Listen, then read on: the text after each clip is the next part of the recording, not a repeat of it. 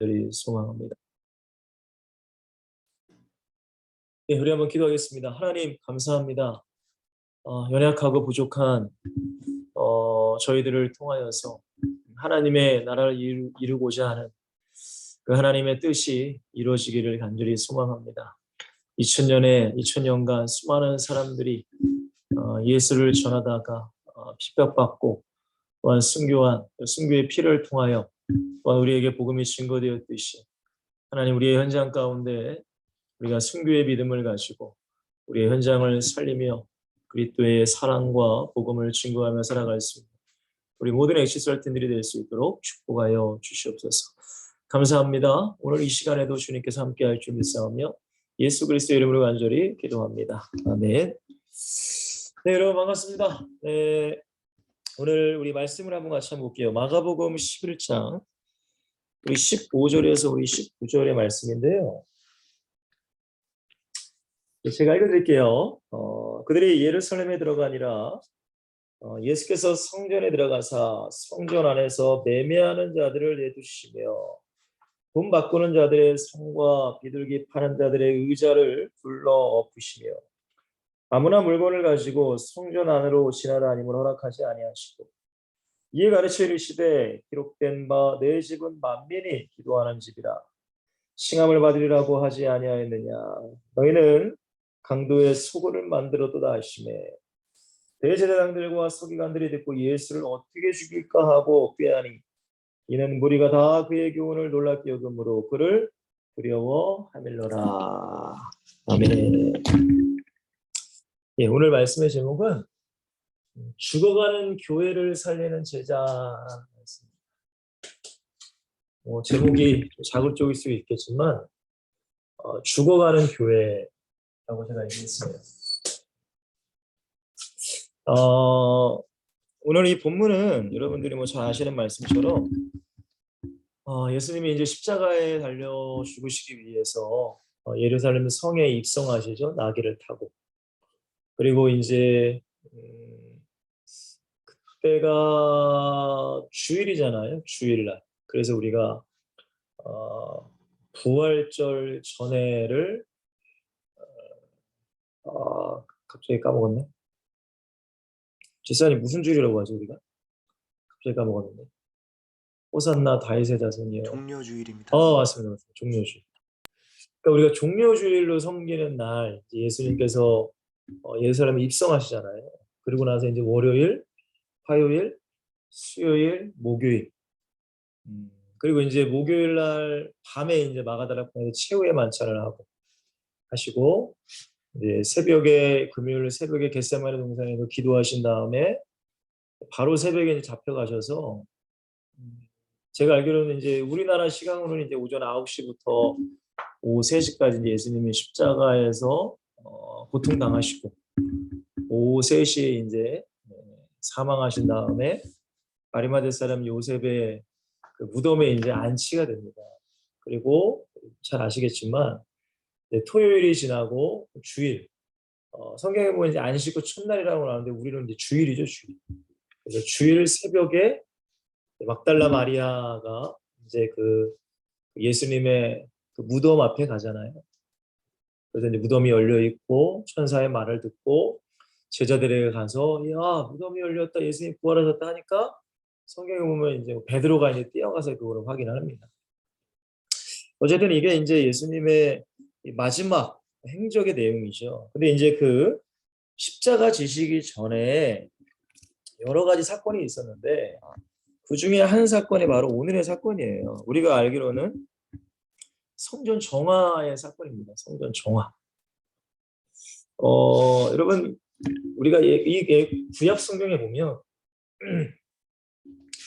이 하나님께서는 이스라엘 백성들에게 이 예루살렘에 이제 성전을 짓잖아요. 이제 다윗과 솔로몬을 통해서.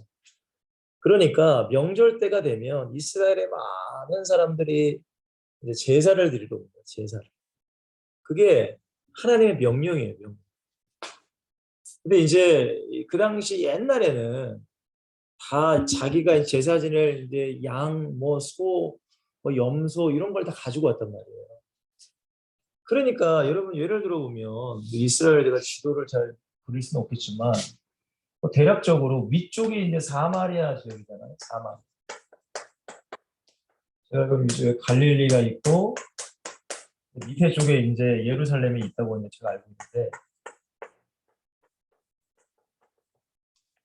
이렇게 이제 뭐 이렇게 좀 길게 돼 있거든요. 이스라엘 지도가 이렇게 돼 있는데 여기에 다 각 지파들이 다 살고 있잖아요. 각 지파들. 근데 중요한 건 예루살렘까지 이걸 가져와야 돼 재물을. 그러다 보면 만약에 여기 멀리 있는 사람이 가지고 오다가 성경에 보면 여러분들 그 흠없는 동물을 하나님은 원하셨단 말이에요. 흠없는. 근데 그 흠없는 게 이제 예수님을 이제 의미하는 겁니다. 영적인. 근데 이제 흠이 없다는 것은 만약에 제가 우리나라로 치면 서울까지 와야 되는데 아니 부산에서 제가 양을 가지고 온다고 쳐봐요. 양. 근데 가져오다가 여러분들 양이 갑자기 돌부리에 걸려가지고 이게 흠이 생겼네? 그럼 다시금 또 가야 돼 집까지. 진짜요 진짜. 부산까지 가서 또 제대로 된 놈을 또 끌고 와야 돼. 그러니까 이렇게 했어요 옛날에는. 그러니까 이게 얼마나 불편해요. 그러니까 점점 사람들이 어떻게 됐을까요? 이제 예루살렘 성전 안에서 이제 장사를 하기 시작한 거예요. 장사. 그래서 비둘기도 팔고 양도 팔아서 굳이 너희들이 집에서 안 가져도 되고 최상의 상품, 재물을 드릴 상품을 이제 장사를 하기 시작한 거예요. 근데 이제 거기도 여러 가지 문제가 있겠죠. 장사를 하면 뭐 성전세, 자리세도 내고 뭐 그거를 이제 뭐 대제사장들이나 바리새인들이 이제 뭐 돈을 뭐 착취하고 그러니까 여러분들 이게 굉장히 하여튼간 예수님 보시기에는 악한 행동이었습니다. 악한 행동. 결국 이것이 뭐예요? 교회, 하나님의 나라를 무너뜨리는 행위란 말이에요. 무너뜨리는 행위. 근데 그 중심에 누가 그랬어요? 대제사장과 바리새인들, 서기관들이 그런 짓을 했단 말이에요. 그러니까 예수님께서 이거를 보고 잘 아시잖아요. 막 화를 내십니다. 막 화를 내세요. 막 의자를 둘러엎고 상을 뒤엎고 막 난리를 치세요. 막 예수님이. 뭐라고 하세요? 내 집은 만민이 기도하는 집이라라고 얘기한다. 그러니까 하나님 절대 여러분들 교회에서 장사 뭐 돈이 오가고 그런 일이 있으면 절대 안 됩니다. 그죠? 근데 밑에 보면은 대제사장과 서기관들이 예수를 어떻게 죽일까? 왜? 지들이 그거를 해야 지들이 이제 돈을 버는 거잖아요. 여러분들 교회가 점점 이 당시에 교회가 완전히 진짜 하나님 모시기에 이게 무슨 교회였겠어요. 맞죠, 여러분들? 그러니까 예수님이 이제 뒤집어 엎는 겁니다. 뭐 우리가 잘 아시던 중세교회도 잘 아시잖아요. 로마 카톨릭이 완전히 타락해가지고 뭐 교황부터 뭐 신부들 옛날 뭐 중세의 드라마나 어떤 외국의 영화를 보면은 완전히 그냥 타락하잖아요. 신부 뭐 막 물질적으로 타락하고 성적으로 타락하고 여러분들 고아원이 옛날에 이 신부들과 수녀들 때문에 생겼다는 말도 있듯이 굉장히 타락해버렸단 말이에요. 교회가 타락해버렸어요. 완전히 교회가 영적으로 다 죽어 있는 거죠. 그러니까 하나님께서 이제 루터나 뭐 여러 가지 종교개혁자들을 통해서 저희 이제 개신교가 나온 겁니다. 개신교. 여러분 대한민국도 마찬가지입니다. 지금 대한민국이라는 나라도 130년 여년 전에 선교사님들이 오셔가지고 교회를 세우셨어요. 교회. 지금 뭐 100년 이상 된 교회 많잖아요. 그죠? 근데 그런 교회들이 지금 많이 있는데 여러분 점점 교회들이 힘을 잃어버리고 있어요. 잘 알고 있다시피 교회가 힘을 잃고 여러분 예전만 해더라도 뭐 예전에 우리 독립운동도 교회가 앞장서서 독립운동을 했고 뭐 우리가 알다시피 선교사님들이 다 학교도 세우고 뭐 교회도 세우고 병원도 세우고 우리나라의 근대화가 된 것은 하나님의 은혜였단 말이에요. 선교사님들 믿음의 사람. 그리고 제가 아는 에피소드는 우리 박정희 대통령이 우리 한국이란 나라가 워낙 가난한 나라니까 어떻게 하면 좀 부자 나라가 될 수 있나. 그래서 여러분들 뭐 독일에 광부로도 보내고 뭐 간호사로도 보내고 다 알고 계시잖아요. 그죠? 근데 그 당시에 이제 여의도 순복음교회 조윤계 목사님이 가장 한국에서는 영향력 있는 목사님이셨거든요. 그래서 조윤계 목사님을 부르셨대요. 제가 조윤계 목사님 책을 통해서 제가 이제 알았는데 박정희 대통령이 물었다는 거예요. 야, 이 한국이란 나라가 이렇게 가난한데 어떻게 한국이란 나라가 잘 살 수 있겠습니까? 여러분 그렇게 이제 얘기를 하니까 조윤계 목사님은 어쨌든 하나님적인 얘기를 하는데 우리 안에 새로운 마음이 부어줘야 됩니다. 새로운 마음. 근데 그게 이제 하나님의 마음이잖아요.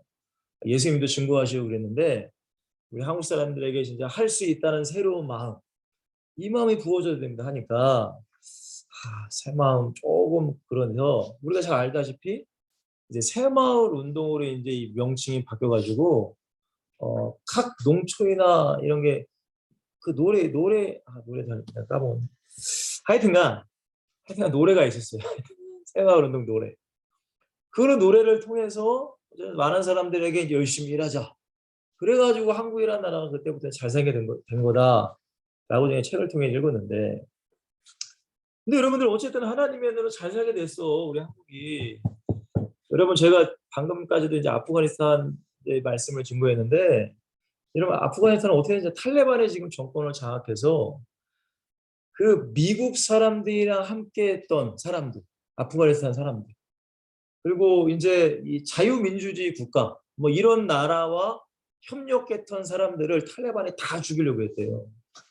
그러니까 많은 사람들이 이민이라기보다는 불법적으로 이제 나라를 넘어간 거지. 그래서 우리나라도 아프가니스탄 사람들 많이 왔잖아요. 그래서 막 논란이 있었잖아요. 받아줘야 되냐 말아야 되냐. 근데 그 사람들한테 이제 말씀을 증거했단 말이에요. 근데 여러분들 제가 왜 이런 말씀을 드리냐면 결국엔 여러분들 교회가 무너지면 여러분 죽어가면은 여러분 이거는 어떻게 할 수가 없어요.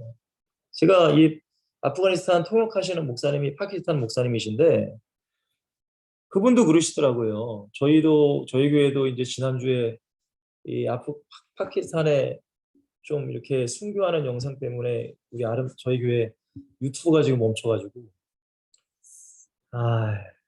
근데 지금 그런 일들이 파키스탄은 비일비재하게 일어난다는 거예요. 그 목사님이 그러시더라고요. 실제적으로 기독교인 교수님이 계신데 파키스탄의 이슬람 그런 사람들이 와서 네가 예수라는 걸 부인하면, 그러니까 개종을 하면 내가 널 살려줄게. 근데 부인하면은 너는 참수를 당할 것이야. 여러분 이 참수라는 게 이슬람 코란에 적혀 있어요. 알라를 믿지 않는 자는 목을 베라. 이게 코란에 적혀 있단 말이에요. 그러니까 걔네들이 참수를 하는 거예요. 참수. 걔네들 특징이 참수잖아요. 참수. 그래서 실제적으로 파키스탄의 기독교인은 여자 교수님 그 가족이 다 참수당해서 발견됐다. 그런 얘기를 하시는데 문제는 뭐냐면 파키스탄 정부도 이걸 어떻게 할 수가 없어요. 왜? 이슬람이 다 정부를 잡고 있어. 경찰서에 신고도 못 한대요. 왜? 경찰서도 이슬람권 애들이. 그래서 제가 아니 기독교인들 정신이 없습니까 하니까 힘이 너무 약하다는 거예요. 여러분 제가 이런 얘기를 들으면은 와 진짜 우리나라가 여러분 예수 믿고 얼마나 좋은 나라입니까? 여러분 안 그래요? 아니 교회 온다고 누가 뭐라고 합니까? 아니 뭐 예배 드린다고 누가 죽인다고 합니까? 근데 사람들이 예배도 안 하고 교회도 안 나와. 여러분 왜 그래요 점점? 여러분 교회가 죽어가는 거예요. 결국에. 여러분 너무나 두려운 건 뭐냐면 지금 교회가 하나님의 성경에 보니까 계시록 2장이잖아요. 촛대가 옮겨져 버리고 하나님의 쓰심이 옮겨져 버리면 그건 난리 나는 거예요. 우리나라도 안심할 수가 없단 말이에요. 왜? 우리나라는 유일한 분단 국가잖아요. 공산주의 이 북한이 넘어오게 되면 여러분 저와 여러분들을 잡히면 죽어요. 우리도 선택해야 돼. 예수를 믿고 순교하느냐, 예수 안 믿고 내가 사느냐. 여러분들은 참 솔직하게 스스로에게 한번 질문 한번 해보세요. 내가 진짜 그 상황이 있다면 내가 예수 믿고 죽을 수 있는 그런 믿음과 용기와 담대함이 있는 거예요. 여러분, 우리는 이거를 준비해 가야 돼요, 여러분들. 여러분들 앞으로 우리 사무엘 간사님은 이제 이래가 태어나는데 앞으로 우리 아이들이 살아갈 미래가 여러분 어떨 것 같습니까? 여러분 10년 후에 여러분 우리나라가 어떨 것 같아요? 10년 후. 여러분 20년 후에, 30년 후에 여러분 지금 계속 교회가 이렇게 계속 무너져 가고 믿음의 사람들이 계속 무너져 가고 여러분 결국 그러면 교회는 다 없어져 버려요. 교회는 다 사라집니다. 그러면 여러분들 악한 사탄의 역사가 이 나라를 뒤집어 버리면 여러분 우리 후대들이 살아갈 나라는 당연히 예수도 믿을 수가 없어요. 여러분 예수 믿으면 파키탄처럼 생명을 내놓고 믿어야 돼요. 근데 여러분들 그 정도의 믿음이 지금도 많이 없는데 아니 그렇잖아요. 지금도 여러분들 많이 없잖아요. 그 정도 믿음의 사람들이. 근데 우리 아이들이 어떻게 그런 믿음을 가질 수가 있겠습니까? 쉽지가 않아요, 여러분들. 여러분 그렇기 때문에 오늘 제목이 죽어가는 교회를 살리는 제자가 되어야 됩니다. 저희는 여러분들 엑스설틴이란 이 공동체는 전도하는 팀이잖아요. 전도. 맞죠? 그럼 전도하면 여러분들 어떻게 할 거냐? 전도해서 그 사람들을 어떻게 할 거냐? 여러분 그게 이제 우리 안에 각인되는 게 참 중요합니다. 왜냐하면 여러분들이 이 서울역, 부산역, 파주 지역에서 전도만 하는 게 여러분 각 교회를 섬기는 사람들이잖아요. 그러니까 여러분들 한 명을 통해 전도된 대상이 물론 있다면 그 사람을 어떻게 양육하고 어떻게 제자로 만들어가고 어떻게 교회를 세워가느냐 이 구상이 우리 안에 다 들어가 있어요. 단순히 그냥 사람들만 전도 한번 하고 끝나는 게 아니라 우리 안에 교회를 세워가는 이런 시스템들이 우리 안에 다 들어가 있어야 된단 말이에요. 자, 근데 이렇게 죽어가는 교회를 우리가 어떻게 살려야 되느냐? 제가 첫 번째로 뭐라고 했냐면 신도라고 했어요. 신도. 이 사도행전 2장 2장에 보시면은 뭐 여러분 잘 내용을 잘 아실 겁니다. 베드로를 통해서 이제 많은 사람들이 이제 예수를 믿잖아요. 3천 명이 이 구원을 받았다라고 했는데 41절 2장 41절에 보시면 그 말을 받은 사람은 세례를 받으며 이날에 신도의 수가 3천이나 더하더라라고 얘기를 해요. 여러분 신도 물론 개역 한글은 제자라고 나오는데 신도 우리 한국어에 말하면 뭐 성도 더 나아가 그리스도인이다라고 할 수 있겠죠. 그렇죠, 여러분들? 여러분 우리가 이 교회를 다닌다고 해서 다 죄송하지만 신도, 성도, 그리스도인이 아니에요, 절대. 여러분 그렇지 않은 사람들이 교회에 너무 많아지면 교회는 죽는 거예요. 여러분 이걸 정확히 아셔야 돼요. 신도와 성도, 그리스도인이 뭐냐 이거예요. 교회 다닌다고 다 성도냐? 그렇지 않단 말이에요. 여러분 베드로가 얘기를 하잖아요. 36절에 보시면 너희가 십자가에 못 박은 이 예수 결국에는 너희가 하나님이 보내신 그리스도 메시아 하나님을 너희들이 죽였어. 그렇죠?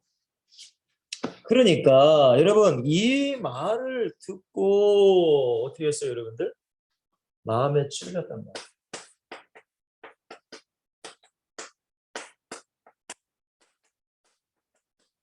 여러분 우리 성도라면 그리스도라면 믿음의 사람이라면 진짜 예수 그리스도를 영접하고 거듭난 사람이라면 이 사건이 우리에게 분명히 있어야 되는 거예요. 여러분 하나님의 말씀을 들을 때에 마음 찔려야죠. 아 내가 예수를 죽인 사람이구나. 나 때문에 예수님이 십자가에 못 박혀 죽으셨구나. 나 때문에 하나님이 죽으셨구나. 그럼 마음에 찔려 뭐가 나와야 돼요? 어찌할 거가 나와야 된다.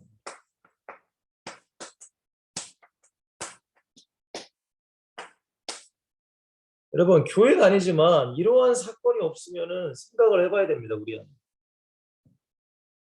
여러분 많은 교회 다니는 사람들이 이러한 사건이 없이 다닌단 말이에요. 그냥 교리적으로 지식적으로 야 A는 B야 B는 C야 오케이 넌 구원 받았어. 여러분 절대적으로 그건 구원이라고 말할 수가 없는 거예요. 절대. 저는 성경적으로 말씀드리는 거예요. 신도가 뭐냐, 성도가 뭐냐, 그리스도인이 뭐냐. 하나님의 말씀을 들을 때 내 마음이 찔려야죠. 왜? 내가 죄인이기 때문에. 그러니까 내가 죄인이라는 것이 인식이 돼야 되는 거예요. 죄인. 여러분 죄인이 뭐예요? 난 내 영혼은 부패했다. 난 썩었다. 나는 소망이 없다. 난 이 땅에서 마귀 따라서 저주와 고통과 영원한 지옥에 갈 운명이고 인간이다. 아니 하나님의 아들 하나님이신 예수를 내가 죽였는데 어떻게 내가 구원받아요? 그것이 말씀을 통해 내 안에 깨달아져야 돼요. 깨달아져야 돼요.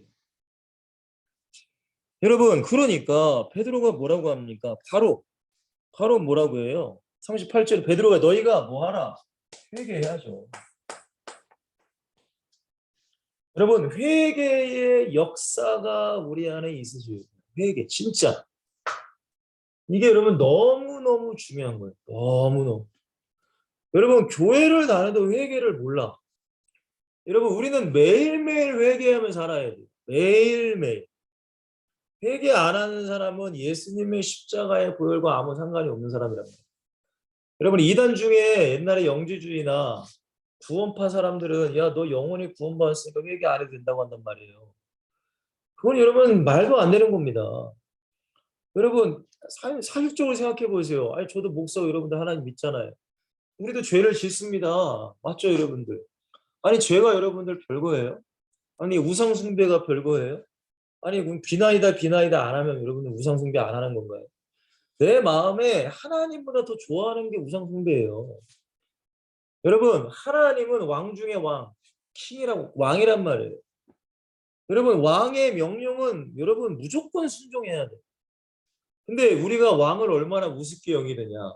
왕이라고 얘기를 아무리 떠들지만 하나님의 말씀에 그렇게 뭐 귀담아 듣지도 않고 순종도 안 해. 내가 더 좋아하는 것들이 우리 안에 너무 많어. 그러니까 그것 따라간단 말이에요. 그러면 여러분들 자연스럽게 정말로 내가 마음에 찔리고 어찌할 거가 나오면 뭐가 나와야 돼요? 회개가 나와야 돼요. 여러분 회개는 감정적인 회개와 결단의 회개가 있어요. 감정적으로 그냥 울고 나 잘못했구나. 여러분 그거로 끝나면 안 돼. 여러분 돌이킬 회와 고칠 개라고 했잖아요. 결단까지 가야 돼요. 여러분 이게 회개란 말이에요. 회개. 그러니까 신도 예수님을 진짜로 믿는 사람은 이러한 사건이 내 심령 안에 일어나야 됩니다. 여러분. 그게 그리스도인이에요. 그 사람이 그리스도인. 신도 성도란 말이에요. 여러분 이거를 여러분이 속으면 안 돼. 여러분 저는 앞으로 목회할 사람이란 말이에요. 근데 그곳에 내가 속으면은 여러분 저는 목회 못합니다. 아니 이 사람이 예수를 아직 영접도 안 했고 믿지도 않아. 진짜 이 사람 마음에 예수가 없어. 근데 무슨 이 사람에게 전도하세요, 선교하세요라고 할 수 있겠어요? 아니 지금 이래가 지금 누워가지고 지금 엄마 존만 빠른 애한테 지금 갓 태어났어. 근데 걔한테 이래한테 어떻게 무슨 뛰어? 엄마 너 안 뛰어? 여러분 그 미친놈이지. 무슨 얘기인지 이해가 되세요 여러분들? 여러분 교회 안에 죄송하지만 신도들이 많이 없어. 그러니까 죽어간단 말이에요 교회가 여러분들. 왜? 마귀가 그렇게 다 만들어 가는 거예요 여러분들. 그러니까 저와 여러분들이라도 누가 돼야 돼요? 신도가 돼야 되는 거예요. 성도가 돼야 되고 그리스도인이 돼야 돼. 근데 이러한 과정이 우리 안에 일어나야 된단 말이에요. 그리고 베드로가 뭐예요? 예수 그리스도의 이름으로 뭐를 받아야 돼요? 세례예요. 제가 세례도 말씀드렸 단순히 그냥 우리가 물 한번 퐁당하는 게 세례가 아니라 과거에 나는 죽고 이제 나는 예수를 말미암아 새 생명 받은 하나님의 자녀다. 거듭난 자녀다. 다시 태어난 자녀다. 이게 세례의 의미란 말이에요. 그러니까 이게 내 안에 돼야 돼. 나는 과거에 나는 죽었어. 과거의 나의 모습은 없어. 그리고 나는 이제 그리스도인으로 살아가야 돼.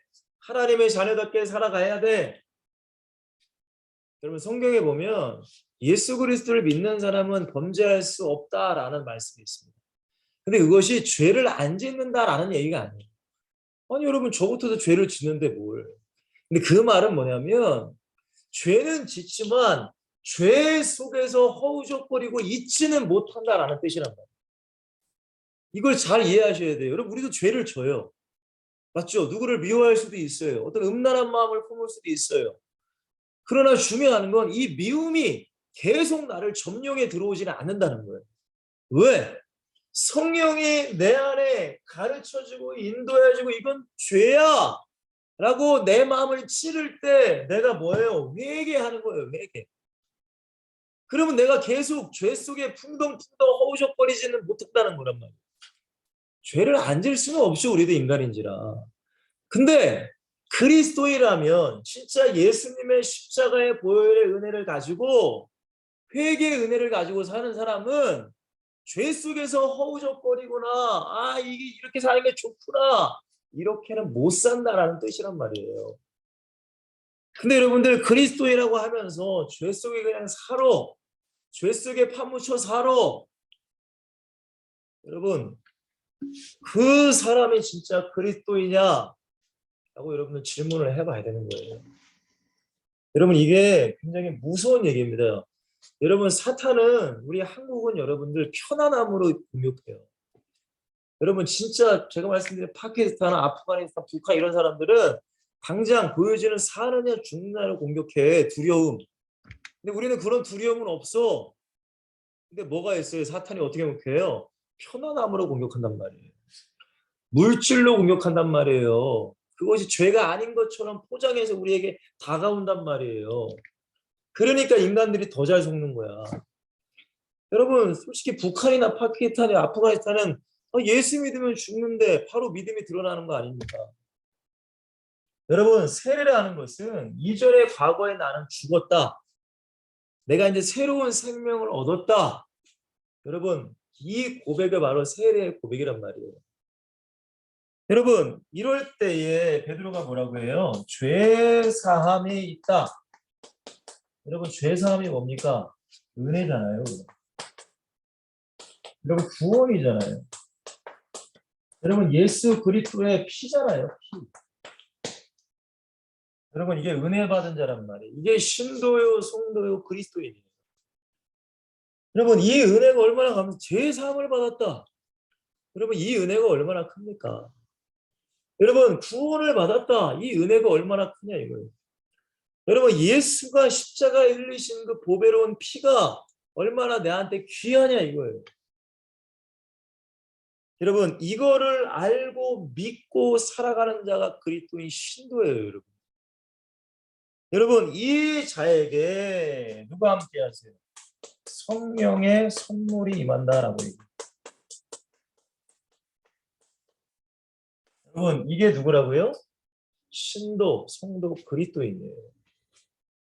여러분들에게 질문 드립니다. 여러분들이 섬기고 있는 교회에 성도님들이라고 말하는 분들이 이러한 믿음을 가지고 있는 분들이 몇 분이나 계실까? 우리는 생각해 봐야 됩니다.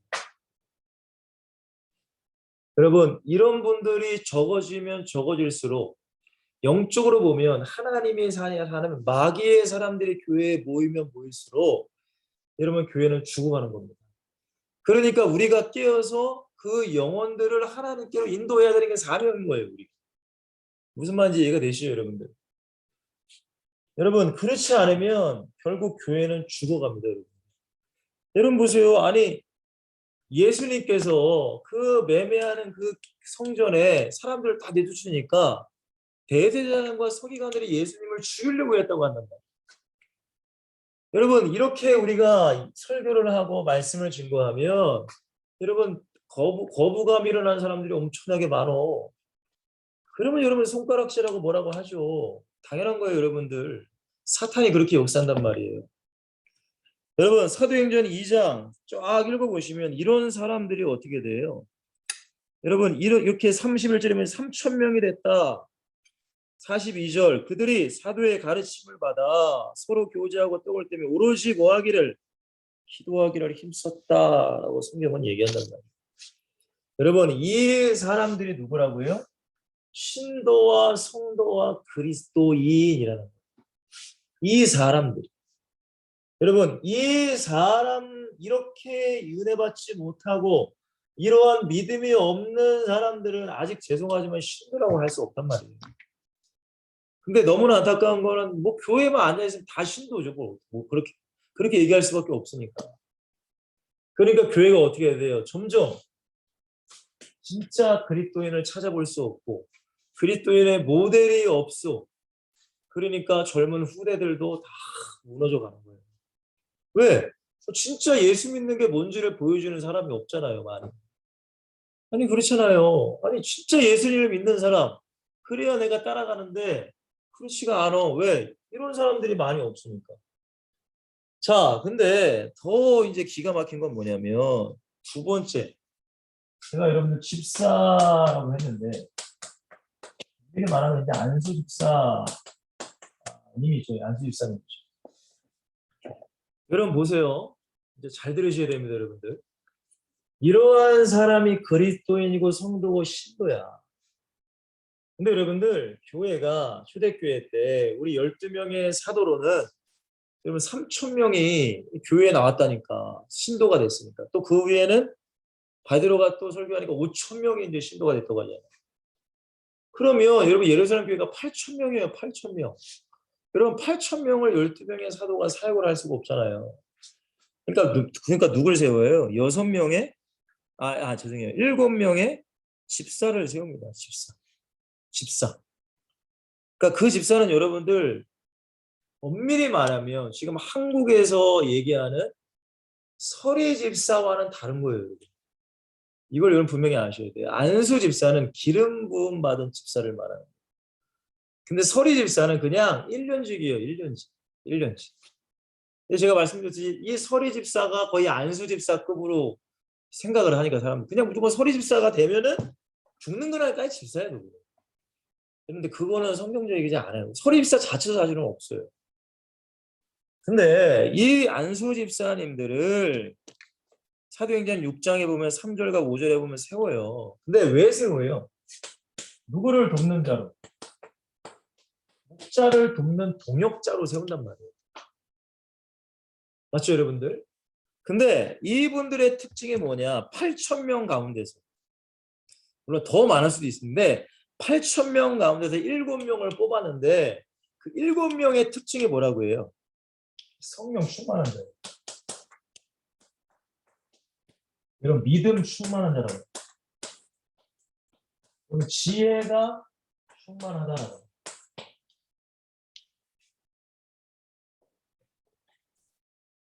여러분 안수 집사님의 선택의 기준이 뭐냐? 성령 충만, 믿음 충만, 지혜 충만. 근데 이 얘기를 디모데전서 3장에 보면 바울이 잘 얘기하고 있습니다. 자, 디모데전서 3장 8절을 여러분들이 한번 펴보시면 3장 8절입니다. 지금 감독과 집사에 대한 내용이 지금 3장에 나왔는데 집사에 대해서 좀 말씀드리냐면 자, 3장 8절에 보시면은 이와 같이 집사들도 뭐 하래요? 정중하고라고 말해요. 정중하다. 여러분 정중한 게 뭘까요? 예의를 갖추는 사람. 예의. 여러분 꼭 기억하셔야 돼요. 집사님 예의를 갖춰야 되고 일구이연을 하지 아니한다. 이게 뭐예요? 한 입으로 두 말 하면 안 됩니다. 이게 너무 중요해요, 여러분들. 왜냐하면 집사님들이 일을 하셔야 되는데 여기 가선 이 얘기하고 저희 가선 저 얘기해요. 이게 이제 문제란 말이에요. 그러니까 여러분들 절대 우리가 자, 그 다음에 술에 임박히지 아니하고 여러분 여기도 술이 나옵니다. 그죠? 여러분 물론 다른 유럽의 문화와 이런 이스라엘 문화는 술이 음료입니다. 음료. 맞죠? 음료로 마시는 거예요. 그러니까 근데 이제 그 중에서도 이제 달짝지근하고 맛있으니까 더 많이 마시는 사람도 있었겠죠. 그러니까 집사는 술에 임박히지 아니하다. 맞죠, 여러분들? 근데 우리나라는 뭐예요? 우리나라 사람의 특징은 뭐예요? 술 한번 마시면 뭐 죽으라고 마시잖아요. 그러니까 이 초대교회 우리 선교사님들이 우리나라 술 마시지 안 된다. 우리나라 사람들은 안 된다. 그래서 교회에서 이제 금한 거죠. 자, 그리고 더러운 이를 탐하지 않냐. 더러운 이익을 탐하지 않는다. 더러운 이익, 더러운 유익. 그리고 깨끗한 양심의 믿음의 비밀을 가진 자라야 한다라고 얘기합니다. 여러분 잘 들으셔야 됩니다. 이 집사님들이 지금 누구에게서 나왔어요? 이 신도에서 나온 거야. 이해가 되세요, 여러분들? 이 신도의 믿음에서 더 믿음 좋은 성령, 믿음, 지혜 충만한 7명이 뽑혔다는 거예요. 여러분 이걸 잘 이해하셔야 돼요. 근데 이 사람들이 사도 바울이 디모데에게 뭐라고 한다고요? 결국에는 그리스도의 영성, 예수 그리스도의 영성을 일단 가져야 지금 말씀드린 정중하고 일구이연한 술에 임박이 더러운 일을 탐한 이거는 인성이란 말이에요. 인격적인 걸 얘기하는 거란 말이에요. 근데 여러분의 인성이 물론 원래부터 점잖고 그런 사람들 물론 있어. 물론 있죠. 근데 그런 사람 그게 아니라 하나님의 관계 속에서 자신의 삶을 변화시키는 그런 인격을 가진 사람을 뽑으라는 거예요. 이걸 잘 이해하셔야 돼요. 그럼 보세요. 뭐 아무 그냥 일하다가 뭐 화내고 말이야. 그런 사람은 어떻게 지도자로 세울 수, 집사를 어떻게 세워요? 맞죠, 여러분들? 아니 그런 얘기 많이 듣잖아요. 막 한국교회 막 장로님들이 막 목사님 멱살 잡고 끌어내고 막 교회에서 막 주먹 다짐하고 저 그런 얘기를 엄청 많이 들었어요, 진짜. 서로 집사님들끼리 막 싸우고 막 그게 왜 그래요? 하나님의 영성이 그 사람에게 없는 거란 말이에요. 그러니까 인격적인 게 갖춰지지 않은 거야. 그러니까 그러한 분들이 문제가 일어나. 여러분 진짜 이게 너무 중요한 거예요, 교회에서. 아니 어떤 사람에겐 이렇게 말하고 이런 사람이 서로 막 이간질을 시켜. 교회 성도들끼리. 여러분 그리고 뭐라고 하죠? 분명히 바울은 얘기합니다. 이 사람들을 먼저 뭐 해보래요? 시험하여 보라는 거예요. 시험. 여러분 시험 자격을 검증하라는 거예요.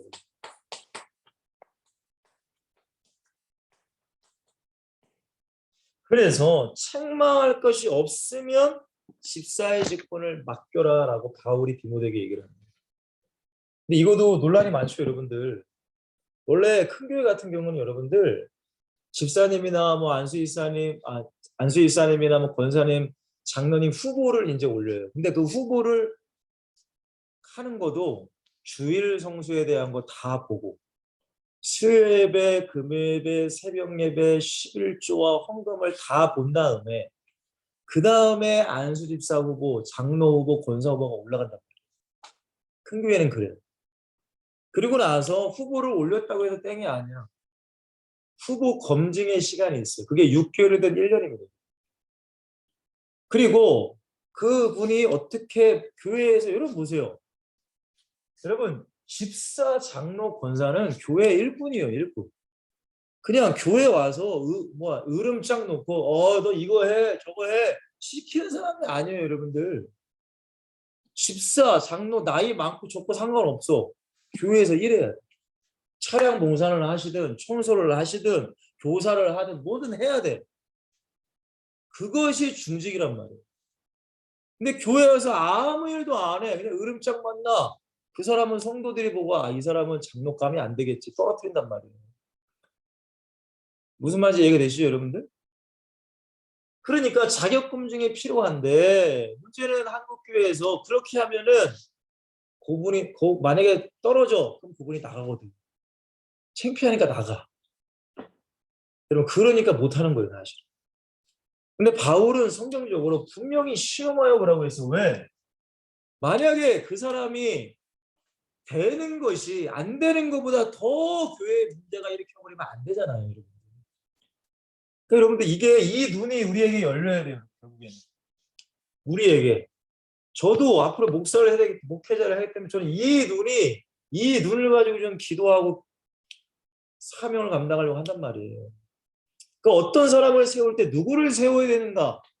여러분 아무나 세울 수 없어요, 절대적으로. 그리고 너무나 중요한 네 번째죠. 성경에 뭐라고 합니까? 뭐 여자들 얘기도 합니다. 근데 뭐라고 나오냐면 12절 보시면 집사들은 하나 안에 남편에 대하여 자녀와 자기 집을 잘 다스리는 자야 된다라고 말합니다. 가정이에요. 가정. 그러니까 가정을 보면은 그 뭐예요? 그 사람들의 믿음을 볼 수 있는. 여러분 이게 굉장히 중요한 얘기예요. 제가 지난주도 얘기했잖아요. 저는 목사인데 만약에 저희 자녀들이 문제가 일어난다. 그럼 나는 목사 못한다고. 왜냐면은 아니 자기 자식도 못 가르친 목사가 무슨 성도를 어떻게 가르쳐요? 여러분 그거를 바울은 얘기하는 거예요 지금. 왜? 아니 정말로 제 안에 복음이 있고 예수 그리스도의 그 은혜가 있고 그게 있으면 제 자녀들을 어떻게 가르칠 것 같으세요? 그렇죠 여러분들? 여러분 이 분들이 누가 돼야 돼요? 집사님들이 돼야 된단 말이에요. 집사님들. 그냥 교회 1, 2년 다니고 그냥 여러분들 나이가 있으니까 그냥 뭐 집사로 세우고 서리 집사하고 근데 여러분들 주일도 안 나오고 수요일에 금요일에 교회 무슨 일을 행사가 있다고 교회도 안 나오고 그냥 집사라는 타이틀 하나 가지고 평생을 교회 왔다 갔다 해. 여러분 그러면 어떻게 교회가 세워져 가겠냐 이거예요. 여러분 그러니까 교회가 죽어가는 거예요. 저는 여러분들이 지금 다 청년들이시니까 여러분들이 정말로 가장 먼저는 이게 돼야 되는 거고 이게 안 되는데 이게 될 수 없잖아요. 요게 돼야 돼요. 요게 진짜 내가 성도인지를 봐야죠. 내가 진짜 예수 그리스도의 보혈의 은혜로 구원받고 제사함 받아 내가 지금 성령과 함께 내가 살아가고 있는 걸 봐야죠. 그래야 여러분들이 집사가 돼야 되는 거예요. 그래야 여러분들 교회를 살리는 겁니다. 자, 더 나아가 세 번째. 감독이라고도 얘기하지만 목사. 사실은 권사라는 말은 성경에는 없는데 어쨌든 자 그러면 여러분 동일합니다 사실. 자 우리 디모데후서 3장 1절에 보시면 자 감독의 직분을 얻으려 함은 선한 일을 사모하는 것이다라고 얘기합니다. 여러분 선한 일이 뭐예요? 그냥 어려운 사람들 구제하는 건가요? 아니에요. 영혼 구원이라고. 여러분 제가 신학교를 26인가 7살에 갔는데 신학교를 가니까 제가 좀 나이가 좀 있죠. 아무래도 이제 어린애들이 왔으니까. 기숙사에 한 6명이 있었어요. 근데 이제 기숙사에 이제 체프를 드리라고 했어요. 기숙사 체프. 제가 나이가 많으니까 제가 이제 인도를 했단 말이에요. 그 내가 물었습니다, 애들한테. 너희들은 왜 신학교를 왔냐? 제가 물었어요. 그러니까 한 명 그러더라고요. 아빠가 목사님인데 아빠가 가래서 왔다고. 그리고 또 한 명 그러더라고. 제가 교회에서 이 고등부 회장을 했는데 하도 사람들이 신학교 가면 너무 좋을 것 같다고. 그래서 신학교 왔대요. 그리고 또 어떤 애는 대학교를 다 썼는데 갈 데가 없어가지고 그냥 성적에 맞춰서 그냥 왔다는 거예요. 참. 여러분 지금 그런 얘기를 들으면서 만약에 물론 그런 사람들이 이제 떨어져 나갑니다. 신학교 다니다가 떨어져 나가는데 여러분들 이 소명을 받지 않고 신학교를 들어가신 분들이 엄청나게 많아요. 그냥 목사님이 신앙생활 잘하는 것 같으니까 신학교 한번 가봐. 이래서 신학교 분들이 더 엄청나게 많더라고. 근데 문제가 뭔지 알아요? 그분들은 소명이 없어. 소명이 뭐예요?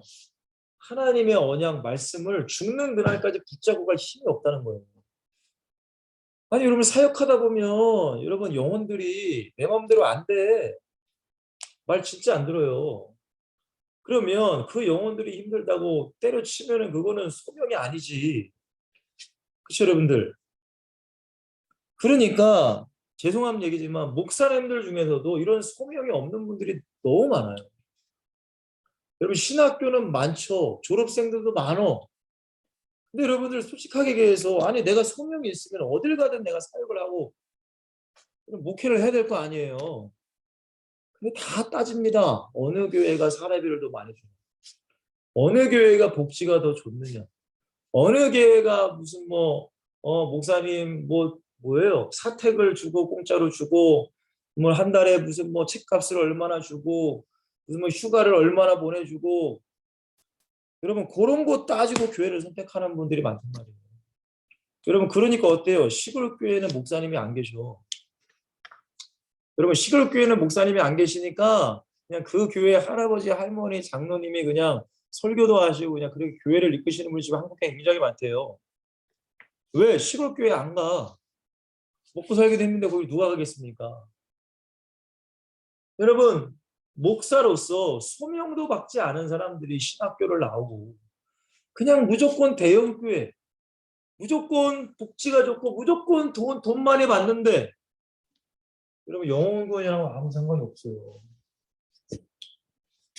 여러분 바울이 그 얘기를 하는 거예요. 선한 일을 사모하는 것이다.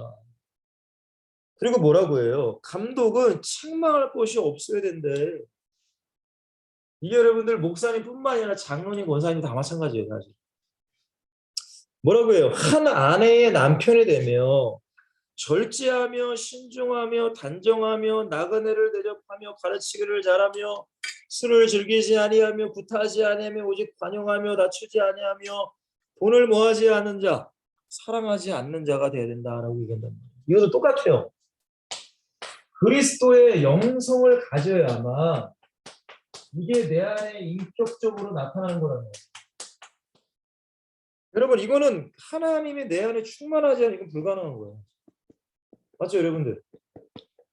자 그리고 뭐라고 하죠? 똑같아요. 집사님들처럼. 자 자기 집을 잘 다스려 자녀들로 모든 공손함으로 복종하게 하는 자라야 할지며 그 다음에 가로 열고 5절에 사람이 자기 집을 다스릴 줄 알지 못하면 어찌 하나님의 교회를 올보리오라고 냉정하게 바울이 얘기를 합니다. 여러분 가정입니다. 가정, 자녀들 그거 뭐라는 거예요. 그거 바울이 그거 뭐라는 거예요. 왜? 속일 수가 없거든요. 사실 자녀들과 가정은 내가 속일 수가 없어요. 교회에서 여러분들 내가 포장할 수 있지 나의 신앙과 믿음을 가정과 자녀들은 포장이 안 되잖아요. 여러분 그리고 뭐라고 합니까? 6절 7절에 보면 새로 입교한 자도 말지니 여러분 그러니까 1년 2년 교회 열심히 다닌다고 집사 안수 집사 장로 권사 주면 안 되는 거예요. 왜? 마귀 교만하여져서 마귀를 정죄하는 그 정죄에 빠질까 하며 또 뭐라고 외인이 뭐예요? 불신자들에게도 선한 증거를 얻은 자라야 할지니라라고 말해요. 여러분들 불신자들에게도 인정받는 사람이 돼야 돼요. 여러분 이게 어렵죠. 어렵죠. 근데 이 사람이 되면 이 일본의 사람이 되면 성령께서 이 사람을 이렇게 이끌어 가신단 말이에요. 중요한 건 뭐예요? 이 사람이 안 되는 게 문제예요. 한국 교회. 우리 교회에 이러한 사람이 많이 없기 때문에 문제가 일어나요. 일본의 사람이 많이 없어요. 당연히 일본의 사람이 없으니까 그 중에서 2번, 3번을 뽑아야 되니까 더 없지. 더 없죠, 여러분들. 그러면 여러분 죄송한 말씀이지만 1번과 2번과 3번이 아닌 사람이 교회에 막 되게 많아. 이런 분들이 집사가 되고 이런 분이 목사가 되고 이런 분이 장로가 되고 이런 분이 권사가 돼. 여러분 그 교회는 하나님이 함께하는 교회인 거예요? 사탄이 함께하는 교회? 여러분 이게 두려운 거예요. 사실 이게 가장 두려운 겁니다. 여러분 마무리할게요. 네 번째입니다. 죽어가는 교회를 살리는 결국 여러분들 제자가 필요한 거예요. 제자. 여러분, 여러분의 신앙생활을 성경적으로 바르게 하셔야 돼요.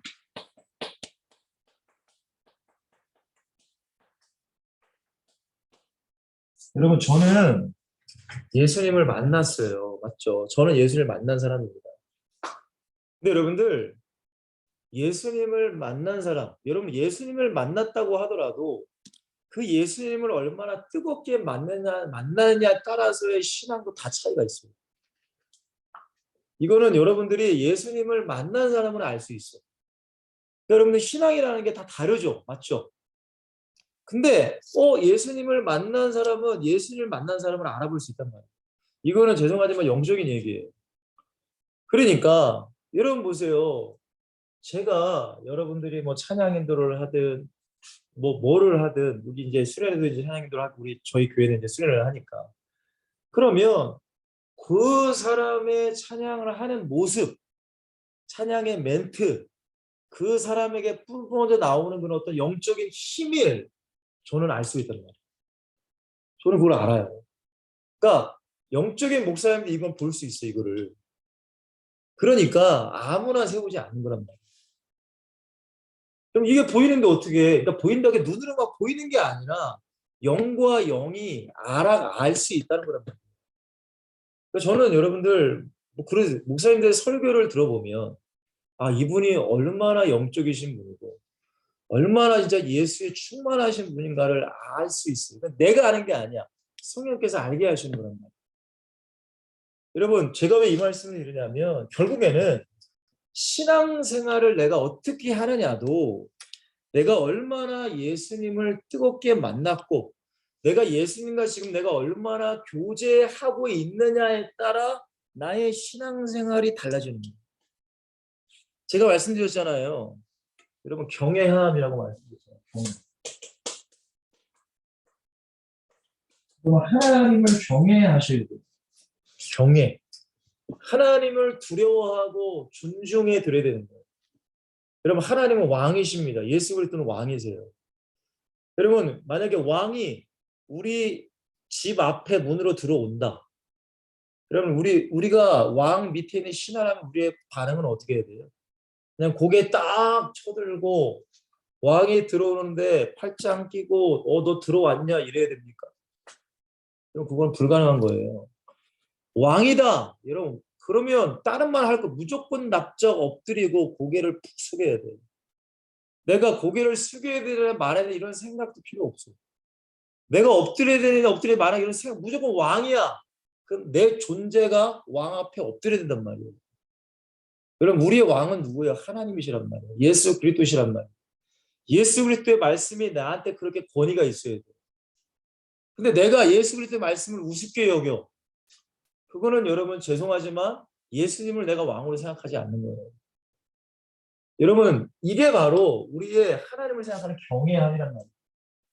여러분 이런 사람이 하나님께 신앙생활을 어떻게 하겠습니까? 예배 생활을 어떻게 하겠으며 성경, 기도하는 것 여러분 어떻게 해야 하겠어요? 이런 사람에게는 반드시 성령의 충만함이 있네요. 여러분 성령이 충만해야 그 사람을 통해 열매가 맺히는 거예요. 사랑, 희락, 화평, 오래 참음, 자비, 양성, 오류, 충성, 절제 이거는 우리의 삶을 통해 맺혀지는 열매가 돼요. 무슨 말인지 이해가 되시나요? 그러니까 저는 여러분 죄송하지만 저는 그 사람의 겉모습을 보지 않아요. 그 사람 그러나 그 사람의 신앙 그리고 중요한 건 뭐냐면 그 사람이 무엇을 선택하는 걸 좀 본단 말이에요. 정말로 어려운 환경과 힘든 환경에 이 사람이 진짜 뭘 선택하지? 예수를 선택하느냐 세상을 선택하느냐 거기서 그 사람의 신앙은 나오게 돼 있어요. 왜? 저도 그렇게 신앙생활을 해봤으니까. 사랑하는 우리 엑스터슨 여러분들 정말로 전 여러분들이 제자가 되길 원해요. 죽어가는 교회를 살리는 제자 여러분 한 명이라도 교회를 살리려고 해야죠. 아니 요즘 예배 많이 안 하잖아요. 그럼 여러분들이라도 예배해야죠. 요즘 성경 많이 안 읽잖아요. 여러분들이라도 성경 읽어야 돼요. 요즘 기도 많이 안 해요. 여러분들이라도 기도해야죠. 여러분 이거도 안 하면서 교회를 살린다 이건 불가능한 거란 말이에요. 그럼 불가능한 그거는. 자, 내가 먼저 살아야 어떻게 돼요? 가정을 살려줘, 가정. 가정이 그냥 살아나나요? 여러분, 가정 그냥 뭐 애들 공부 잘 시키고 뭐 그러면 여러분들 애들이 잘 되나요? 절대 그렇지 않아요. 그 아이들을 예수님을 만나게 해야 돼요. 그럼 예수님 안 만나면 오히려 공부 잘하고 부자고 성공한 그 사람을 통해 사탄은 역사한단 말이에요. 여러분, 그런 사람을 내가 만들면 안 되잖아요. 그러니까 여러분 스스로가 중요한 거예요. 가정, 교회, 그다음에 영혼 사랑이 있어야 돼요. 여러분, 주님을 만나지 못한 사람, 주님의 은혜 없는 사람 절대 영혼 사랑할 수가 없어요. 절대. 그건 불가능한 얘기입니다, 여러분. 그거는 그냥 입 바른 소리지 절대 불가능한 얘기예요. 자, 그러니까 신방. 여러분 신방이 뭐예요? 전화도 하고 문자도 하고 카톡도 하고 그 영혼을 위해 기도하고 사역을 해 나가는 거예요. 사역. 말 한마디라도. 여러분 그래야지만 여러분의 삶 속에 가정, 교회, 영혼과의 관계가 화평, 인내, 여러분 충성, 또 온유 이게 우리 안에 있어야죠. 여러분 이게 있어야 돼요. 자, 마지막 세 번째입니다. 여러분 결국에는 우리가 왜 그렇게 살아야 되느냐? 왜 우리가 이렇게 살아야 돼요? 아니 뭐 교회는 그냥 목사님이 알아서 하라고 하지 왜 굳이 내가 이렇게 살아야 되느냐? 여러분 우리의 소망은 이 땅이 아니에요. 천국 소망을 가졌기. 여러분 성경에 보니까 5달란트, 2달란트, 1달란트 맡은 자 얘기가 나오잖아요. 1달란트는 분명히 주인이 맡기고 가거든요. 너 이거 해야 돼? 이거 잘 간수해? 그냥 그대로 그냥 묻어놔. 그러니까 교회를 다녀도 아무것도 안 해. 좀 잘 들으셔야 됩니다. 근데 2달란트, 5달란트는 어떻게 해야 돼요? 바로 가서 일을 합니다. 그럼 이게 무슨 얘기예요? 교회를 다녀도 교회를 섬기는 일을 아무것도 안 해. 그럼 이건 묻어둔 거예요. 근데 2달란트, 5달란트는 목사든 장로든 권사든 집사든 성도든 그런 어떤 직분의 어떤 그게 아니라 내 현장에서 하나님의 자녀로 그리스도로서 복음을 전파하든 내 가정을 세우든 교회 영혼을 세워가든 뭐 전화를 하든 연락을 하든 기도를 하든 그 모든 것들이 결국에는 하나님 나라 일을 하는 거란 말이에요. 근데 1달란트 받은 자는 주님이 와서 뭐라고 해요? 이 악하고 게으른 종아, 너는 나와 함께 할 수 없어. 저기 어둠으로 가서 슬피 울며 이를 갈미 있으리라. 그럼 쉽게 말하면 지옥 간다는 얘기란 말이에요. 사랑하는 예수님 여러분들, 지금 한국 교회 사정이 참 안 좋습니다.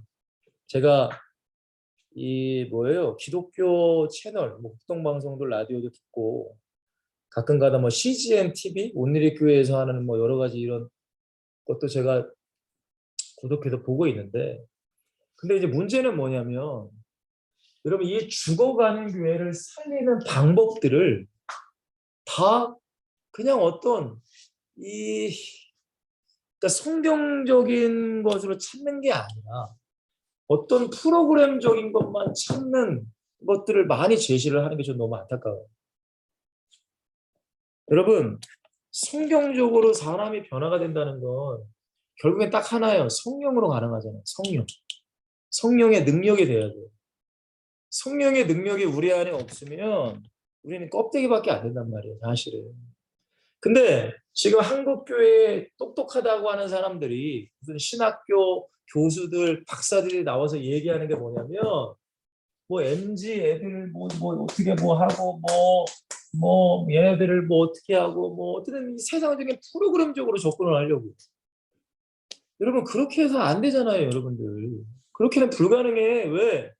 아니 이 모든 것들이 다 사탄이 역사하는데 사탄을 몰아내야 그 안에 성령이 들어가시고 성령이 계셔야 인간은 변화가 된단 말이에요. 절대 어떤 지식으로 프로그램적으로 안 돼. 근데 똑똑하다고 하는 분들이 신학교 유명한 신학교 교수님들이 나와서 얘기를 하는 게 여러분 인간적인 인본주의적인 거지만 계속 얘기한단 말이에요. 여러분 그렇게 하면 안 된단 말이에요. 절대. 결국 뭐예요? 우리가 말씀으로 회담나고 우리가 정말로 기도해서 나부터도 진짜 성도가 돼야 돼. 여러분. 여러분 저는 목사를 떠나서 진짜 내가 신도 성도 그리스도인이 돼야 돼. 내가 안수 집사도 아니고 목사 장로 권사를 떠나서 진짜 일단은 내가 이게 돼야 된단 말이에요. 이게 내 안에. 여러분 그래야 내가 사람들에게 롤모델이 되고 보여줄 거 아닙니까? 사랑하는 엑설튼 여러분들, 큰 믿음을 여러분들이 사모하시고, 여러분 지금 이 자리가 좋사오니 이 정도 해도 내가 괜찮사오니라고 생각하지 마시고 더욱더 큰 은혜를 여러분 사모하시길 바라요. 더욱더 큰 은혜, 큰 믿음. 여러분 그래서 진짜 내 목에 칼이 들어올지언정, 내 머리에 총이 겨누올지언정 내가 예수 믿고 순교할 만한 그런 여러분들이 믿음이 되셔야 돼요. 여러분 그렇지 않으면 이 세상, 저는 그렇습니다. 지금 우리도 순교적 믿음이 필요하다고 저는 생각해요. 순교적 믿음이 뭐예요? 나를 죽이는 거예요. 여러분 우리도 놀고 싶죠. 우리도 여러분들 먹고 싶죠. 하고 싶은 거 너무 많아요. 우리도. 저도 마찬가지예요. 인간인지라. 근데 날마다 나를 죽여야 돼요. 이게 전 순교적 믿음이라고 생각합니다. 여러분 이게 쉽지가 않아요. 여러분 이런 사람 많이 없습니다. 여러분 차근차근 오늘 말씀 1번의 사람이 먼저 되시길 바라요. 1번의 사람. 1번의 사람이 되지 않으면 죄송하지만 그 사람은 언젠가는 무너집니다. 제가 그래서 사람을 볼 때 최소한으로 5년을 본다고 하잖아요. 5년. 10년은 제가 그 사람을 봐요. 그래야지만 이 사람은 그래도 이걸 맡기면 할 수 있겠다. 제가 앞으로 이제 목회를 해야 되니까 이러면은 이 사람에게 집사라는 직분을 줘도 되겠다. 이게 돼야지 여러분은 1, 2년 만에 이게 어떻게 알 수 있겠냐 이거예요. 사람이라는 게. 저도 마찬가지고. 사랑하는 지설진 여러분들, 여러분 현장에서 전도하고 사는 거 참 너무나 멋지고 좋습니다. 그렇게 살아야 됩니다. 근데 더 중요한 것은 진짜 여러분들이 그리스도인이 되세요. 여러분 예수님을 왕으로 모시고 왕의 말씀에 여러분 토를 달거나 왕의 말씀을 거부하거나 왕의 말씀을 우습게 하는 그런 말도 안 되는 신하, 종이 아니라 진짜 예수님의 말씀이라면 아멘으로 순종할 수 있는, 복종할 수 있는 그런 사람이 되기를 원합니다. 하나님은 그런 사람을 통해서 이 마지막 때에 교회를 살릴 줄 저는 믿습니다. 승리하시길 바랍니다. 기도합니다. 하나님, 우리 사랑하는 엑설틴, 우리 제자 훈련, 주님께서는 모든 민족으로 제자를 삼으라고 말씀하셨습니다. 하나님, 무리가 아니라 종교인이 아니라 지식인이 아니라 제자를 삼으라고 말씀하셨습니다. 하나님, 제자가 무엇입니까? 그 예수 그리스도의 십자가와 부활을 믿고 다시 오실 재림을 바라보며 천국을 소망하며 이 땅에 또 다른 제자를 남기는 것이 제자인 줄 믿습니다. 하나님, 이 제자라는 게 무엇인지를 우리가 분명히 알게 하시고 하나님, 내가 먼저 제자가 되기를 원합니다. 하나님, 정말로 예수 그리스도를 통해 그 십자가의 보혈을 통해 회개를 통해 제사함을 받은 그 구원을 받은 진정한 제자가 되게 하시고 성령과 함께하는 인도 속에 살아가는 성령의 역사를 내가 날마다 경험하는 제자가 되어서 하나님 우리가 교회를 살리기를 원합니다. 우리 기술팀 중에서도 우리 집사님이 나오실 테고 안수 집사님, 우리 권사님, 장로님, 또한 뭐 선교사님, 전도사님, 목사님들 나올 수 있습니다. 하나님 정말 저들의 현장 가운데 진짜 죽어가는 교회, 죽어가는 부서, 정말 죽어가는 영혼들을 살릴 수 있는 그런 증인과 제자가 되게 하시고 정말 하나님께 칭찬받는 우리 사랑하는 모든 엑셀트인 우리 공동체가 될 수 있도록 주님 축복하여 주시옵소서. 하나님 모든 영광 하나님께 올려드리며 저들의 전도 현장에서도 주님께서 함께 하시고 아름다운 열매를 맺게 하시며 여호수아에게 강하고 담대하라고 말씀하신 것처럼 어디를 가고 누구를 만나든 강하고 담대함으로 예수를 증거할 수 있는 사랑하는 엑셀트들이 될 수 있도록 축복하여 주시옵소서. 감사합니다. 예수 그리스도의 이름으로 간절히 기도하옵나이다. 아멘. 여러분 수고하셨고요. 한 주도 승리하시고 날씨가 너무 덥습니다. 여러분들 건강 관리 유의하시고 이제 교회마다 여름 사역들이 있으니까 여름 사역을 또 잘 준비하셔서 하나님의 영광 되는 그런 시간표가 되기를 소망합니다.